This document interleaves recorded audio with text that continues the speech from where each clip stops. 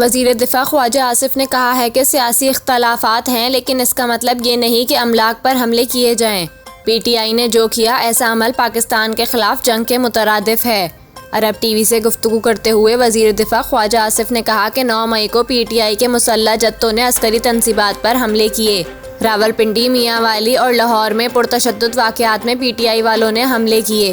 उन्होंने कहा कि पाकिस्तान में इससे पहले भी गिरफ्तारियां होती रही हैं। मैं भी गिरफ्तार हुआ था। मेरा लीडर और मेरी सियासी पार्टी के कई लोग गिरफ्तार हुए थे।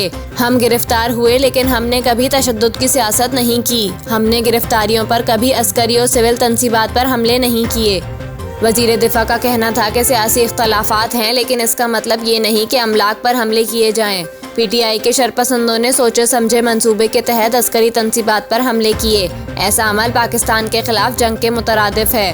उन्होंने मजीद कहा कि हमला आवरों के ट्रायल आईनी तरीक़ेकार के मुताबिक मिलिट्री कोर्ट्स में होंगे। हम नई अदालतें और नए कवानीन नहीं बना रहे हैं। पहले से कवानीन मौजूद हैं। ऐसे मुल्ज़िमान के पास हाई कोर्ट्स और फिर सुप्रीम कोर्ट में अपील का हक होगा। हम सूरत हाल पर काबू पाने की कोशिश कर रहे हैं। शहरों में अमन बहाल हो चुका है और चंद दिनों में हालात मामूल पर होंगे। ख्वाजा आसिफ ने कहा कि इलेक्शन अक्टूबर में अपने वक्त पर होंगे।